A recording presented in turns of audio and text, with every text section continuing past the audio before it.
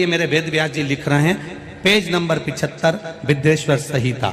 ध्यान रखिएगा, जो मनुष्य, उंगली पर ध्यान देंगे जो टीवी पर चल रही है, जो मनुष्य शिवलिंग को विधि पूर्वक स्नान कराकर उस स्नान के जल का 3 बार आचमन करता है, उसके कायिक, वाचिक और मानसिक तीनों प्रकार के पाप शीघ्र नष्ट हो जाते हैं। ये शिव पुराण। एक शमी, दोनों में बल हो, दोनों में बल है। करो शिव की आराधना, जितना फल बेलपत्र को चढ़ाने पर प्राप्त होता है, जितना फल बेलपत्र को शिव को समर्पित करने पर प्राप्त होता है, वैसा ही मां पार्वती जी ने, देवाधिदेव महादेव ने शमी को, जो कि औरव ऋषि की पुत्री हैं, मंदार जो कि धौम्य ऋषि के पुत्र हैं, इनको स्वयं शिव ने वर प्रदान किया है। शिव ने, भगवान शंकर ने।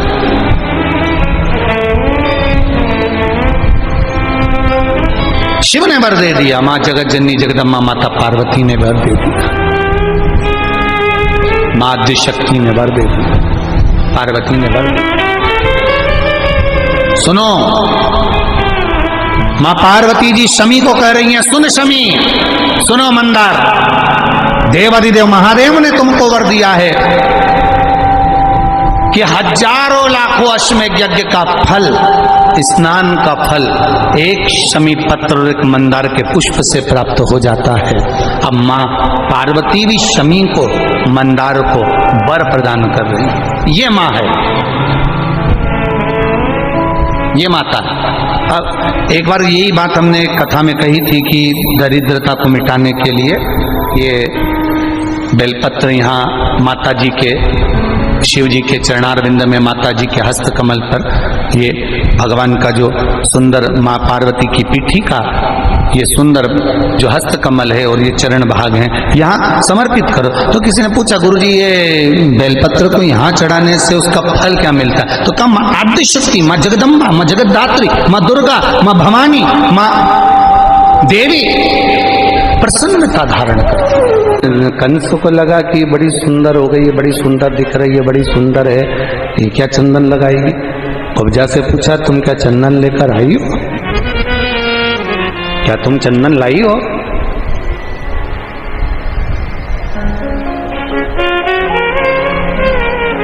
क्या तुम चंदन लाई हो? कुब्जा ने झूठ नहीं कहा, आज कुब्जा ने सत्य कह दिया, चंदन तो लाई हुई, पर जो मैंने कृष्ण के मस्तक पर लगाया था वो चंदन तेरे लिए लेकर आए। कंस को क्रोध आ गया, अपनी नम्रता भूल गया कंस, अपनी नम्रता समाप्त कर दी कंस ने। कंस नम्रता भूल गया, और कंस जैसी नम्रता भूला, हाथ में जो, कुब्जा के हाथ में जो पात्र रखा था चंदन का, हाथ में जो पात्र रखा था चंदन का,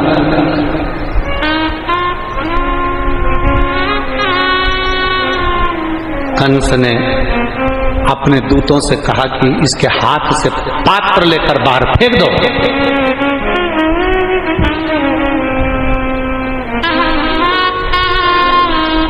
पात्र उठाकर बाहर फेंका गया। कुब्जा को अपशब्द कहकर, ताना देकर, गालियां देकर, आड़ा टेढ़ा कहकर कंस ने कुब्जा को भगा दिया।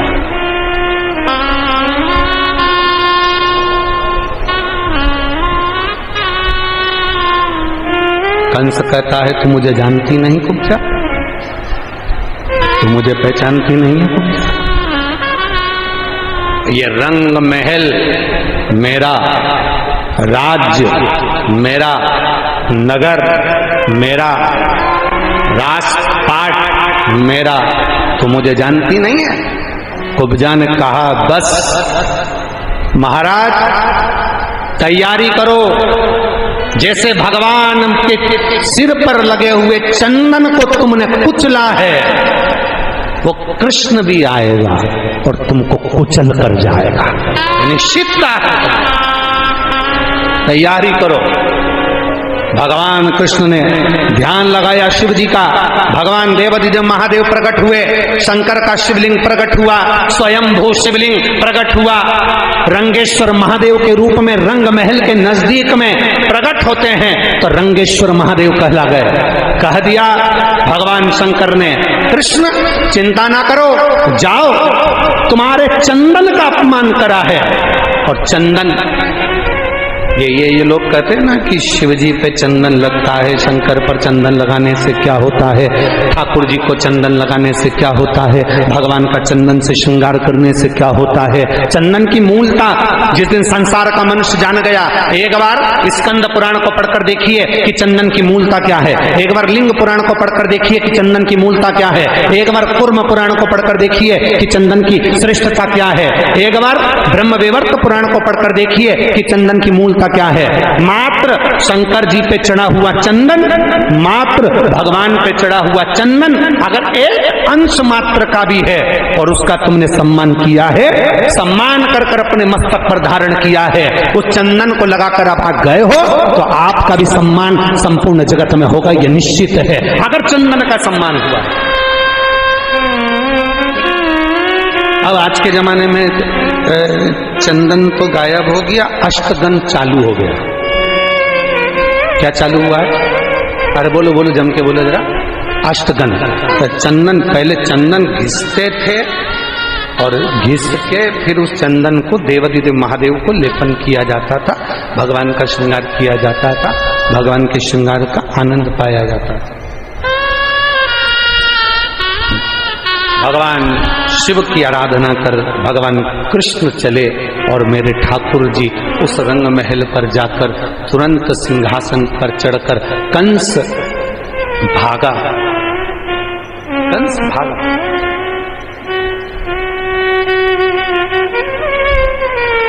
कब तक भागे?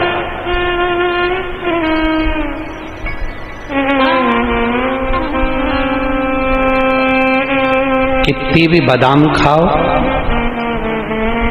कितने भी रसगुल्ले खाओ, कितनी भी बादाम, काजू, पिस्ता कुछ भी खाओ, चाहे कितना भी ब्यूटी पार्लर में जाके तैयार हो जाओ, तो भी तुम भगवान को धोखा नहीं दे सकते। मौत तो सात ताले में आ जाती है तो वो आती जरूर है।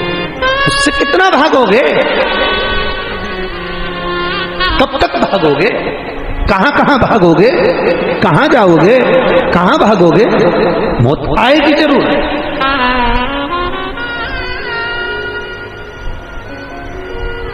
बस इतना याद रखना कि मृत्यु तो सबकी आना है, मौत सबकी आना है, प्राण सबके जाना है, अंत समय सबका आना है, सबके प्राण जाएंगे, सबकी मृत्यु होगी। पर एक बात का स्मरण अपने अंदर रखना कि अंत समय में उस परमात्मा को याद करते रहना। महाराज